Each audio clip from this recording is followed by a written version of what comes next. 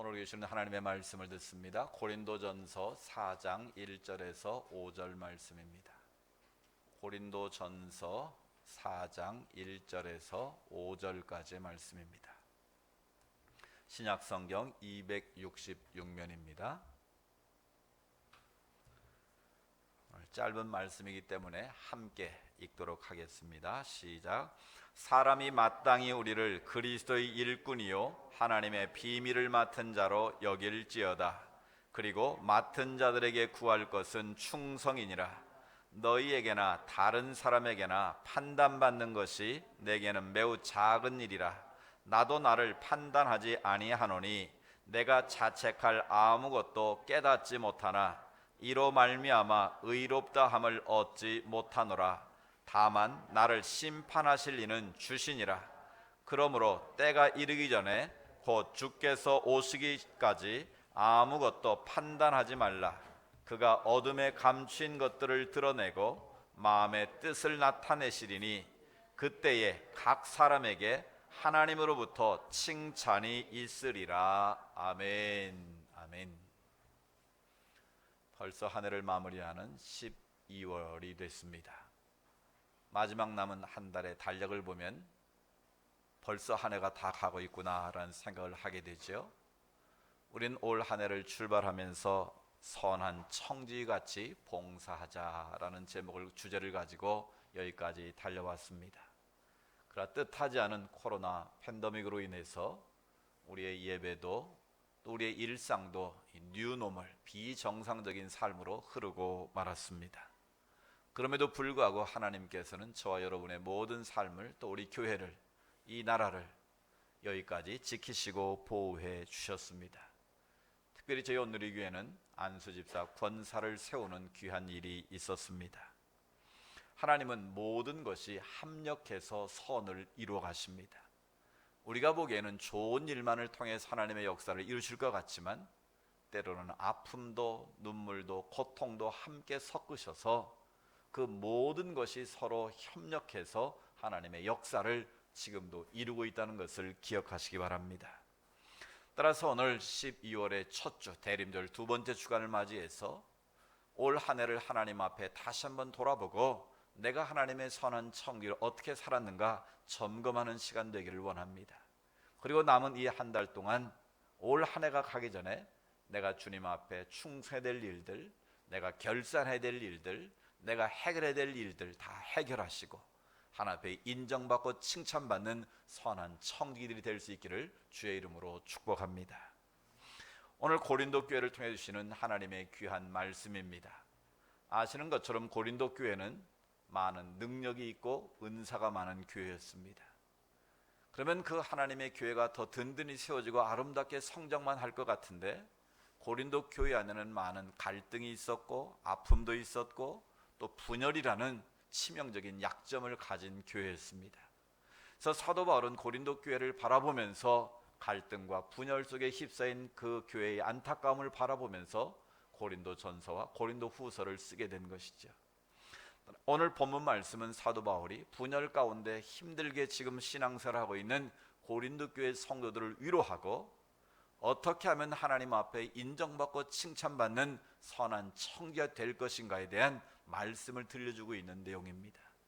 따라서 우리도 고린도 교회에게 주시는 이 하나님의 말씀을 통해서 내가 어떻게 하면 하나님 앞에 칭찬받는 일꾼이 될 수 있을 것인가, 언젠가 오늘 우리가 하나님 앞에 서게 될 터인데 그 심판대 앞에서 부끄러움 당하지 않고 착하고 충성한 종이라고 인정받고 칭찬받을 수 있을까? 오늘 고린도 교회에 주시는 그 말씀을 통해서 그 비결을 함께 배울 수 있기를 원합니다. 첫 번째로 칭찬받는 선한 청지가 되려면 주님이 세워주신 청지김을 확실하게 믿어야 합니다. 뭘 믿어야 한다고요? 주님이 세워주신 청지기다. 이게 무슨 말인가 하면 오늘 4장 1절 본문에 보시면 사람이 마땅히 우리를 누구의 일꾼이요? 그리스도의 일꾼이요 하나님의 비밀을 맡은 자로 여길지어다. 아멘. 그러니까 사도 바울이 고린도 교인들을 향해서 너희들은 마땅히 그리스도의 일꾼으로 세워진 자들이다 라는 거예요. 너희들이 잘나고 똑똑해서 하나님께서 일꾼으로 세운 것이 아니라는 거예요. 너희가 남보다 유능하고 탁월해서 하나님의 비밀을 맡은 자가 된 것이 아니라는 거예요. 하나님의 선한 뜻이 계셔서 너희를 그저 세워주셨다는 거예요. 하나님의 일꾼으로 직분을 맡겨주셨다는 거예요. 여기서 일꾼이라는 말의 헬라의 원어를 보면 휘페레테스라는 말인데, 휘페라는 말은 언더, 밑에라는 뜻이고요, 페레테스라는 말은 배 밑에서 노를 젓는다라는 의미가 있어요. 그러니까 배 밑에서 노를 젓고 있는 사람, 그 사람이 바로 일꾼인 거예요. 배너라는 영화를 보시면 배너가 쇠사슬에 묶여서 끌려가지 않습니까? 뭘 해요?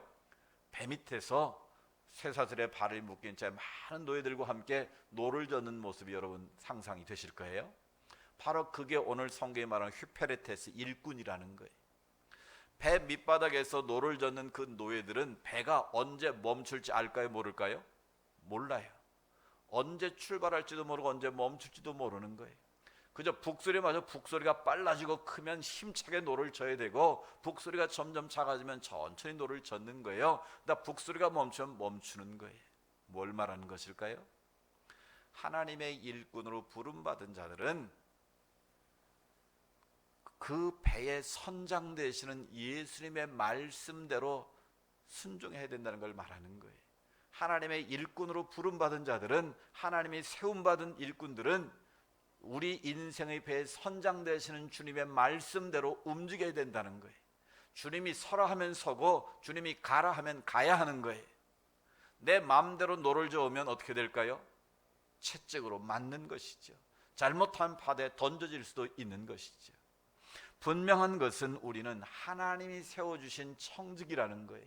그것을 사도 바울은 아주 잘 설명을 해줍니다. 디모데전서 1장 12절에 보면, 나를 능하게 하신 그리스도 예수 우리 주께 내가 감사함은 나를 어떻게 여겨? 충성되이 여겨 내게 뭘 맡기셨어요? 직분을 맡기심이니 그랬어요. 바울이 충성스럽게 하나님의 사도로 복음을 감당했던 그 비결은 뭔가 하면 나를 충성되이 여겨주셨다는 거예요. 자기가 자기를 봐도 하나님 앞에 사도로 부름받을 만한 자격이 전혀 없었다는 거예요. 아시는 것처럼 바울은 폭행자였습니다. 바울 되기 전에 사울의 모습은 우리 전주에 말씀드렸던 것처럼 스데반을 쳐서 죽이는 순교의 그 첫 제물이 되는 그 자리에 증인으로 섰던 사람이 바로 사울이에요. 그 스데반의 순교의 사울은 교회를 잔멸하려고 했다. 즉 멧돼지가 농작물을 초토화시키는 것처럼 교회를 초토화시키고자 했던 그런 사람이라고요. 그런데 자기같이 죄인 중에 우두머리인 자를 하나님의 은혜로 부르셔서 복음을 전하는 사도로 불러주셨다는 거예요. 여전히 나는 죄인인데 하나님이 나를 어떻게 여겨? 충성되이 여겨주셨다는 거예요. 부족함에도 연약함에도 불구하고 나를 충성되이 여겨주셔서 하나님의 사도로 부르시고 뭘 맡겼어요? 직분을 맡기셨다는 거예요. 예수의 복음을 증거하는 직분을 맡겨주셨기 때문에 바울은 항상 하나님 앞에 설 때마다 뭘 해요? 감사, 또 감사뿐이라는 거예요. 그래서 나 같은 죄인을 충성되게 직분을 맡겨주신 하나님 앞에 나는 항상 감사한다. 나같이 미련한 자를 능하게 하신 하나님 앞에 나는 감사한다. 이것이 바로 하나님께 세우심을 받은 일꾼들의 자세여야 한다라는 거예요. 내가 결코 남보다 잘나고 똑똑해서가 아니에요. 남보다 더 많이 뭔가를 잘해서가 아니라는 거예요. 여전히 부족하고 연약하고 미련하지만 하나님이 저와 여러분을 충성되게 여겨서 불러주신 줄로 믿습니다. 그러면 우리가 부족함에도 불구하고 하나님의 일꾼으로 부름받았다면 어떻게 하나님을 섬겨야겠습니까? 세 가지 과제가 우리에게 주어져 있는 거예요. 우리가 어떤 자세로 섬겨야 될 것인가? 첫 번째, 자격 미달인 나를 하나님의 직분자로 일꾼으로 불러주셨기 때문에 겸손함으로 최선을 다해서 섬겨야 한다는 거예요. 예수님께서도 포도원 품꾼의 비유로 이미 말씀하셨어요. 아침 9시에 한 데나리를 주기로 하고 일꾼을 불러서 일을 시킵니다. 12시에도 부르고 3시에도 부르고. 그런데 한 품꾼은 해가 다 질 때가 돼도 아무도 자기를 불러주지를 않아요. 아마 마음이 초조했을 거예요. 내가 오늘 일당을 받지 못하면 내 가족이 어떻게 살아요? 뭘 먹나? 그런 초조와 불안과 두려움 가운데 떨고 있는데 주인이 오더니 너도 와서 포도원에 와서 일을 해라. 불러주는 거예요. 이런 아침부터 일한 사람과 마지막 해질 무렵에 부름받은 사람, 똑같이 포도에 일하지만 누가 더 열심히 일했을까요? 그건 보나마나 아무도 불러주지 않았는데 자기를 마지막에 불러준 그 주님의 마음을 헤아린 마지막 부름받은 포도원의 품꾼이 최선을 다해 일했을 것이 분명합니다. 바로 그런 거예요. 우리가 하나 앞에 일을 한다는 것은 마지막, 아무도 나를 인정하지 않고 아무도 나를 불러주지 않는데 나를 인정하고 불러줘서 하나님의 일꾼으로 삼아주신 그 은혜를 기억하는 사람, 그 사람은 최선을 다할 수밖에 없는 거예요. 겸손함으로 섬길 수밖에 없는 거예요. 나를 드러내지 않는 거예요.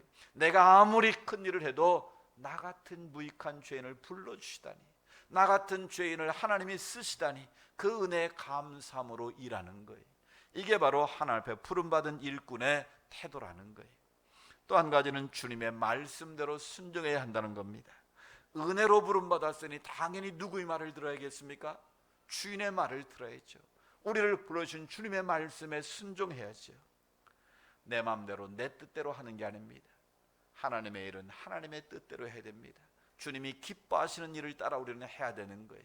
내 생각, 내 뜻은 내려놓고 하나님이 기뻐하시는 하나님의 뜻을 쫓아서 하나님의 말씀대로 순종하는 것이 하나님 앞에 부름받은 일꾼의 일하는 태도라는 거예요. 또 한 가지는 주님의 비밀을 맡은 자로 여길지어다 그랬습니다. 여기서 맡은 자라는 말은 오이코노모스라는 말인데 바로 헬라어로 집사라는 뜻이에요. 집사라는 이 말의 원래 의미도 먼지를 터는 사람이라는 거예요. 그러니까 남이 하지 않는 집을 관리하는, 먼지를 털고 청소하는 사람, 그게 바로 비밀을 맡은 자라는 거예요. 그러니까 하나님 앞에 부름받은 우리는 하나님의 비밀을 맡은 자라는 이 놀라운 자존감을 가지고 주님을 섬겨야 한다는 거예요. 그런 직장 생활을 하실 때 그 직장에 여러 가지 종류의 일꾼이 있겠죠. 뭐 그냥 간신히 자기 밥벌이 하는 사람이 있고 인정받고 칭찬받는 사람도 있을 거예요. 사장이나 관리자 입장에서 볼 때 누구에게 더 신임을 주고 누구에게 더 신뢰를 줄까요? 인정받고 칭찬받는 사람은 신뢰와 인정을 받는데 그것은 뭘 더 많이 알고 있다는 거예요? 그 회사의 중요한 비밀을 알고 있다는 거예요. 똑같은 종이라도 곳간의 열쇠를 가진 사람이 최고 주인으로부터 신뢰받는 사람 아니겠습니까? 여러분, 일터에서도 마찬가지일 거예요. 그 회사의 중요한 기밀을 내가 알고 있다면 나는 그 사장으로부터 신뢰받고 인정받는다라는 그런 뜻이에요. 하나님 앞에서도 마찬가지입니다. 하나님께서 우리를 부르셨지만, 주의 일꾼으로 우리를 택하셨지만 마음대로 일하시지 않는다는 거예요. 그 가운데도 특별히 신뢰할 만한 하나님의 일꾼들이 또 있다는 거예요. 그게 누구겠습니까? 앞서 말한 것처럼 주의 뜻대로 순종하는 사람, 겸손함으로 섬기는 사람, 바로 그들에게 하나님의 복음의 비밀을 맡기셨다라는 거예요. 바로 유능한 청지기는 누구인가? 하나님의 비밀을 알고 그 비밀을 맡은 자로 섬기는 자가 하나님 보시기에 충성된 일꾼이라는 거예요. 저 여러분은 하나님의 은혜로 부름받은 사람들입니다. 하나님의 은혜를 부르셔서 우리에게 목사의 직분을 주시고 장로의 직분을 주시고 또 안수 집사로, 권사로, 서리 집사로 다양한 직분을 우리에게 맡기신 거예요. 그 직분을 우리가 맡은 자로서 겸손하게 하나님의 뜻대로 하나님의 비밀을 맡은 자로 책임 있게 충성할 때 하나님 앞에 인정받는 청지기가 되는 거예요. 우리 총회 역사에 아주 대단한 인물이 있는데 바로 이자익 목사님이라는 분이에요. 이분은 3번의 총회장을 역임했고요. 오늘날 있는 대전신학교의 전신인 그 학교를 세운 분이에요. 근데 이분보다 더 훌륭한 분이 있어요. 바로 이자익 목사님을 키워낸 조덕삼이란 장로님이에요. 이 조덕삼이란 분은 원래는 주인이었고 그 이자익이라는 분은 원래는 그 집에 머슴살이를 하는 사람이었어요. 근데 같이 하나님의 교회를 섬겼는데요, 장로 투표를 했는데 머슴이 먼저 장로가 되고 이자익 주인은 장로 선거에서 떨어졌어요. 지금 이런 상황이 벌어졌다면 어떻게 됐을까요?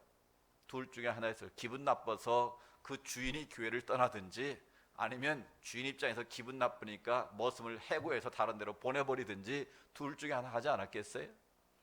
그런데 이 조덕삼 이 장로이 얼마나 훌륭하셨든지 머슴이 먼저 장로가 됐는데 그분의 명을 줘서 충성되이 교회를 섬깁니다. 그래서 나중에 자기도 장로가 됐어요. 그래서 장로가 돼서 머슴과 주인이 같이 한 교회를 잘 섬기는 거예요. 그런데 이 조덕삼 장로님이 보니까 이 머슴이지만 비록 이 이자익 장로가 너무 똑똑한 거예요. 너무 신뢰할 만하고 믿음이 좋은 거예요. 그래서 저 사람은 장로로서가 아니라 목사님으로 일했으면 좋겠다. 그래서 자기가 돈을 내줘가지고 이자익 장로를 신학을 공부하게 합니다. 그래서 신학을 열심히 공부해서 목사가 된 거예요. 그리고 난 다음에 그 조덕삼 장로님이 그 이자익 목사님을 자기가 섬겼던 교회 담임 목사로 청빙을 합니다. 그래서 그 머슴이었지만 그 목사님이 된 그 이자익 목사님을 충성되이 죽기까지 섬깁니다. 그래서 그 교회가 아름다운 전통을 세워 아름다운 교회로 남게 된 거예요. 여러분, 이자익 목사님과 조덕삼 장로님 누가 더 훌륭한 분 같습니까? 실제로 큰 일은 이자익 목사님이 하셨지만 그 이자익 목사님을 키운 분은 누구예요? 바로 조덕삼 장로님의 인품이라는 거예요. 그분의 깊은 신앙의 영성이 있었다는 거예요. 비록 머슴이지만 먼저 장로된 것을 인정하고 그분을 또 목사로 키우고 또 그분을 자기 교회 담임 목사로 청빙을 해서 평생 그 밑에서 섬기는 그 삶, 무엇이 그걸 가능하게 했을까요? 하나님이 세우신 일꾼이다. 저분은 하나님께서 특별히 택하여 세운 일꾼이라는 분명한 그 신앙의 고백이 있었기 때문에 그게 가능했다는 거예요. 그래서 그 부름 택함 받은 이자익 목사님은 목사로서 최선을 다해 하나님을 섬겼고 그 조덕삼 장로님은 최선을 다해 하나님을 섬기는 마음으로 목사님을 섬겨 교회를 섬겨서 우리 한국 교회에서의 아름다운 인물로 남겨지게 됐다는 거예요. 그렇습니다. 우리는 부족하고 연약하지만 하나님의 은혜로 부름받은 자들이에요. 어쩌면 머슴과 같은 우리 인생들인데 하나님이 특별히 저 여러분을 사랑하셔서 하나님의 자녀로 하나님의 일꾼으로 불러주신 거예요. 그것을 우리가 믿는다면 우리가 최선을 다해서 마지막 부름받은 품꾼의 태도로 주님을 섬길 수 있기를 원합니다. 주님의 말씀대로 그 명령대로 우리가 순종함으로 섬기기를 원합니다. 그리고 정말 오늘 그 조덕삼 장로님의 모습처럼 이자익 목사님의 그 모습처럼 우리가 주님 앞에서 하나님의 비밀을 맡은 자로 충성스럽게 섬길 수 있기를 원합니다. 그것이 바로 주님 앞에 충성받는 선한 청지기의 태도인 줄로 믿습니다. 두 번째로 하나님 앞에 인정받는 청지가 되려면 충성을 다해야 한다고 오늘 성경은 말씀합니다. 2절을 보십시오. 그리고 맡은 자들에게 구할 것은 뭐다? 충성이니라. 왜 사도 바울이 고린도 교인들에게 너희가 하나님의 일꾼으로 부름받았는데 너희가 충성해야 된다고 강조했을까요? 잠깐 충성하다가 그만둔 사람들이 분명히 많이 있었을 겁니다. 복음으로 시작했다가 세상의 유혹에 빠져서 세상으로 간 사람도 있었을 겁니다. 그래서 충성이라는 단어를 쓴 거예요. 이 충성이라는 말은 피시스라는 말인데 믿음이라는 말과 똑같은 단어예요. 그 말의 의미 속에는 신실하다는 뜻이 담겨 있는 거예요. 그러니까 충성스럽다 그 말은 신실하다, 믿음이 좋다라는 것과 똑같은 의미가 그 안에 담겨 있는 거예요. 그러니까 저 사람 믿음이 좋다 그러면 신실하다는 거예요. 충성되다는 것을 그렇게 표현한다는 거죠. 그러면 우리 그리스도인들은 어떻게 주님 앞에 충성해야 될까요? 충성에는 여러 가지 요소가 있는데 사도 바울을 통해서 네 가지를 간단하게 말씀드립니다. 첫 번째로 그리스도의 청지기들은 본질에 충성해야 됩니다. 사도 바울이 사울에서 바울되고 하나님의 사도로 부름받은 이후에 그가 자기에게 주어진 본질은 뭐라고 얘기했을까요? 십자가와 부활의 증인되는 것, 예수의 생명을 증거하는 것, 그것을 자기 생명의 본질로 여긴 거예요. 자기를 부르신 하나님의 목적, 본질은 바로 생명을 살리는 거다, 복음을 증거하는 것이다. 그래서 바울은 내가 복음을 부끄러워하지 않으니라고 날마다 고백하며 생명의 복음을 전한 거예요. 즉 우리도 하나님의 청지로 부름받은 자로서 우리가 해야 될 가장 중요한 본질은 뭐다? 생명을 살리는 거예요. 내가 만난 예수 그리스도를 전하는 거예요. 내가 믿고 있는 예수의 복음을 누군가에게 전하는 것이 바로 가장 충성된 청지기의 모습이라는 거예요. 두 번째, 사도 바울은 끝까지 충성하는 모습을 보여줍니다. 잠깐 충사 그친 것이 아니라 정말 마지막 죽음의 순간까지, 로마의 감옥에서 죽는 순간까지 바울은 복음을 전합니다. 그래서 사도행전 20장 24절에 보면 주 예수께 받은 사명, 하나님의 은혜의 복음을 증한 일을 마치려 하면은 나의 생명조차 조금 더 귀한 걸 여기지 않겠다. 목숨 걸고 바울은 끝까지 충성합니다. 오늘 우리도 마찬가지입니다. 잠깐은 충성할 수 있어요. 그러나 끝까지 충성하는 것은 쉽지 않습니다. 신실한 믿음의 소유자만이 끝까지 교회를 섬기고 하나님을 섬길 수 있는 거예요. 이런 끝까지 충성하는 신실한 청지가 되기를 축복합니다. 바울은 세 번째로 그럼에도 불구하고 충성합니다. 바울은 복음을 전하다가 수많은 어려움을 겪었습니다. 40의 감염을 5번이나 맞았고요, 배가 파손되어서 죽을 고비를 수없이 넘겼고요, 가는 곳마다 핍박과 박해가 그를 기다리고 있었지만 그는 굴하지 않았습니다. 그럼에도 불구하고 오직 예수의 복음을 증언하는 일에 최선을 다했다는 것이죠. 여러분, 우리 인생에도 수많은 일들이 있습니다. 좋은 일도 있고 기쁜 일도 있고 즐거운 일도 있습니다. 그러나 반대로 힘들고 어렵고 고통스러운 일도 있습니다.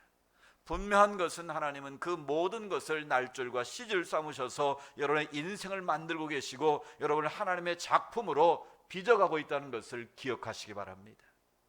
따라서 오늘 사도 바울처럼 그럼에도 불구하고 우리가 하나님 앞에 신실함을 보일 때 우리는 하나님 앞에 칭찬받는 일꾼이 될 수 있는 거예요. 마지막으로 바울은 은혜의 빚진 자의 마음으로 충성합니다. 나 같은 죄인을 하나님의 일꾼으로 불러주시다니, 늘 하나님의 은혜를 기억하고 나의 나 된 것은 오직 하나님의 은혜입니다. 이 사실을 기억하고 바울은 충성되이 복음을 전했다는 거예요. 그렇습니다. 우리 모두도 하나님 앞에 빚진 자의 마음으로, 마지막 부름받은 그 포도원 품꾼의 마음으로 하나님 앞에 충성할 수 있기를 원합니다. 강철왕 카네기를 여러분 잘 아실 겁니다. 카네기가 나이가 들어서 후계자를 지목을 해야 되는데 세인의 관심이 쏠렸습니다. 과연 이 큰 회사의 후계자는 과연 누가 될 것인가? 모든 세계의 언론이 주목했습니다. 놀랍게도 카네기의 그 후계자는 찰스 스웩이라는 그런 슈브라는 사람이었습니다. 이 슈브라는 사람은 초등학교 학력밖에 없는 그런 못 배운 사람이에요. 그 카네기 강철 회사에 정원을 관리하는 그런, 요즘으로 하면 임시직으로 취직했던 사람이에요. 근데 얼마나 열심히 일을 하는지, 정원만 관리하면 되는데 온갖 곳을 돌아다니며 청소를 하고 회사를 아름답게 가꾸던 거예요. 그래서 사람들이 그 슈브의 그 성실함을 보고, 야, 저 사람은 우리 회사에서 정직원이 일하면 좋겠다. 그래서 정식 직원으로 스카웃이 되는 거예요. 그런데도 자기 주원 일을 너무 성실하게 잘하니까 카네기 비서실에 다시 그를 임용하게 됩니다. 카네기의 비서실에 들어간 뒤부터는 카네기의 손과 발의 역할을 합니다. 그래서 언론에서 표현하기를 카네기가 있는 곳에 슈브가 있고 슈브가 있는 곳에 카네기가 있다. 즉 카네기의 손과 발이 돼서 수족의 역할을 잘 감당했다는 거예요. 이런 일화가 소개되어 있습니다. 어느 날 밤늦게 카네기가 일을 마치고 나오는데 갑자기 슈브가 툭 튀어나와서 인사를 합니다. 그러니까 카네기가 깜짝 놀라, 아니 자네 이 밤늦게 가지고 왜 여기에 기다리고 있나, 빨리 집에 갔어야지. 그때 그 찰스 슈브가 이런 유명한 말을 남겼습니다. 사장님께서 저를 언제 부르실지 모르는데, 사장님이 언제 저를 필요로 할지 모르는데 어떻게 제가 혼자 집에 가서 있을 수 있습니까? 그런 마음으로 카네기를 섬겼다는 거예요. 그런 충성됨의 모습으로 일을 했다는 거예요. 그 결과 누구도 예상하지 못했던 그 초등학교 학력이 전부인 그 슈브를 카네기의 후계자로 지목하고 그를 통해서 제2의 전성기를 이룰 수 있었다는 것입니다. 그렇습니다. 우리가 비록 부족하고 연약하지만 주님이 저와 여러분을 불러주셨습니다. 또 여러분이 일한 일터 여러분을 여러분의 사장들이 불러주셨어요. 내가 있는 곳에서 여러분 최선을 다하시기 바랍니다. 제가 그 부교육자들한테 전에 자주 했던 말 중에 하나가 이 표현이었습니다. 심겨진 곳에서 꽃을 피워라. 심겨진 곳에서 꽃을 피워내지 못하는 사람은 아무리 다른 데 가도 결코 꽃을 피울 수 없다는 거예요. 그러니까 내가 지금 일하는 일터에 인정받아서 높임을 받고 내가 섬기는 교회에서 인정받아서 높임을 받아야 하나님께서 그를 높이시고 인정하시고 더 귀한 곳으로 이끌어 가신다는 거예요. 여러분, 그렇습니다. 여러분, 하나님 앞에 부름받은 자로서 심겨진 곳에서 아름다운 꽃을 피우시기를 바랍니다. 그 자리에서 인정받고 칭찬받는 충성된 일꾼 되시기 바랍니다. 그것이 하나님 앞에 인정받는 비결이고 여러분이 이 세상에 성공하는 비결인 줄로 믿습니다. 마지막으로 오늘 사도 바울은 칭찬받는 청지가 되려면 다른 사람을 판단하지 말라고 말씀합니다. 좀 뜻밖의 이야기를 지금 들려주고 있어요. 하나님의 선한 청지로 칭찬받으려면 뭐 하지 말라? 다른 사람에 대해서 판단하지 말라는 거예요. 오늘 3절에서 5절 말씀 길게 말합니다. 나도 너희를 판단하지 않는다는 거예요. 그런데 왜 너희는 나를 사도냐 가짜 사도냐 자꾸 판단을 하고 있느냐는 거예요. 판단하시는 분은 오직 하나님 한 분이신데 너희가 어찌 그렇게 판단함으로 서로 싸우고 있느냐는 거예요. 그런 남을 판단하면 그 공동체는 반드시 갈등이 생깁니다. 분열이 생깁니다. 싸움이 벌어집니다. 그러니까 고린도 교회는 능력이 많고 은사가 많았지만 서로 네 은사가 낫다 내 은사가 서로 판단하다 보니까 교회가 갈라지고 갈등의 골이 깊어졌던 거예요. 오늘 우리의 신앙의 삶도 마찬가지. 우리는 남을 판단하는 판단자로 하나님 우리를 세우시지 않으셨다는 것을 꼭 기억하십시오. 여러분, 올바른 판단은 우리 인생을 아름답게 하고 풍성하게도 하고 공동체를 잘되게 할 수도 있어요. 근데 분명한 사실은 우리의 판단은 언제나 허점이 많다는 거예요. 잘못된 판단을 할 때가 많다는 거예요. 그래서 그 판단이 자칫 잘못하면 남을 비난하게 되고 중상모략하게 되고 결국은 정죄하게 된다는 거예요. 그래서 오늘 사도 바울은 로마서 2장 1절에 이런 표현을 합니다. 그러므로 남을 판단하는 사람아 누구를 막론하고 네가 핑계하지 못할 것은 남을 판단하는 것으로 네가 너를 정죄함이니 판단하는 네가 같은 일을 행함이니라. 즉 남을 판단한다는 것은 결국 자기를 판단하는 것이고 자기를 뭐 하는 거다? 정죄하는 것과 마찬가지라는 거예요. 그러니까 나 역시도 부족하고 미련하고 연약한데 남을 내 생각대로 내 마음대로 내 뜻대로 판단하는 것 자체가 뭐다? 죄라는 거예요.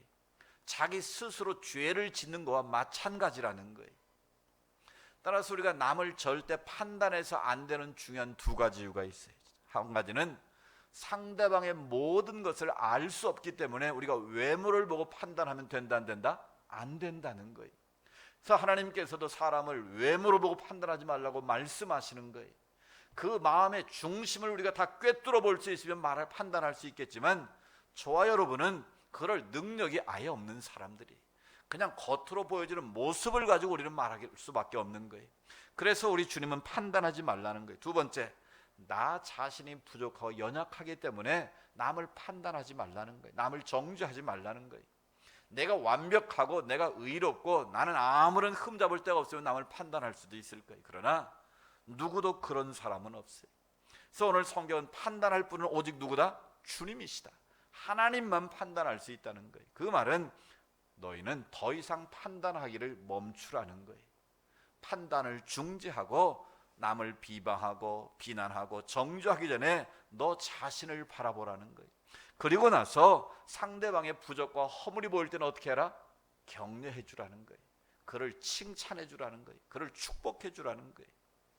이런 자녀 교육도 마찬가지예요. 부모가 볼 때 자녀의 잘못된 모습이 얼마나 많이 보입니까? 그럴 때일수 여러분 책망하지 말고 비난하지 말고 뭐 하라? 격려해 주라는 거예요. 그를 위로해 주고 축복해 주라는 거예요. 그 자녀들은 부모의 위로와 축복과 격려 속에 자란 것이지 책망과 나무람과 비난 속에 결국 훌륭한 인물이 될 수 없다는 거예요. 바로 그런 점에서 오늘 사도 바울을 통해 하나님은 남을 판단하지 말라고 말씀하는 거예요. 즉 하나님 앞에서 남을 판단하지 말고 자신을 돌아보고 늘 최선을 다하는 사람이 바로 하나님 앞에 인정받는 칭찬받는 일꾼이 될 수 있다는 것입니다. 하늘을 마무리하는 대림절 두 번째 주간이자 12월의 첫 번째 주일입니다. 올 한 해 나는 하나님의 선한 청지기로 어떻게 살아왔는가를 다시 한번 점검하는 이 한 주간 되기를 원합니다. 그리고 마지막 남은 이 한 달 동안 하나님의 선한 청지기로 오늘 주신 말씀처럼 내가 어떻게 하면 하나님 앞에 칭찬받는 청지기가 될 것인가? 그 비결은 바로 내게 주신 모든 직책은 바로 주님이 내게 맡기셨다는 것을 꼭 기억하시기 바랍니다. 그리고 겸손한 마음으로 충성하시기 바랍니다. 그리고 남을 판단하기 전에 자신을 바라보고 하나님 앞에서 성실함으로 살아갈 수 있기를 원합니다. 다른 사람에게는 긍휼의 마음으로 격려하고 위로하고 축복하는 입술 되기를 원합니다. 바로 그렇게 될 때 언젠가는 우리가 주님 앞에 서게 되는 그날, 추수하는 날에 얼음 냉수처럼 주님의 마음을 시원케 하는 여러분이 될 줄로 믿습니다. 1달란트, 2달란트 받은 종들처럼 잘하였도다 착하고 충성된 종이라고 인정받는 그날이 올 줄로 믿습니다. 이 남은 한 달 하나님 앞에 인정받고 칭찬받는 선한 청지 다 될 수 있기를 주의 이름으로 축복합니다. 하나님 아버지 감사합니다. 우리가 무엇이간데 이토록 사랑하셔서 하나님의 자녀로 삼아주시고 천사도 흠모하는 하나님의 귀한 직분을 맡겨주셨는지요. 그러나 우리 자신을 돌이켜볼 때 너무나도 부족하고 약한 것들이 많이 있습니다. 늘 최선을 다하지 못하고 핑계를 댈 때도 있습니다. 오늘 주신 말씀을 다시 마음에 새기게 하시고 내게 맡겨주신 직분이 무엇이든지 간에 최선을 다하여 충성하게 하옵소서. 성실하게 신실한 마음으로 책임감 있게 잘 감당하게 하옵소서. 그래야 남을 판단하는 자가 아니라 위로하고 격려하고 세워주는 자가 되어서 주님 앞에 서는 그날 인정받고 칭찬받는 신실한 하나님의 종들 다 되게 하여 주옵소서. 예수님의 이름으로 기도드리옵나이다. 아멘.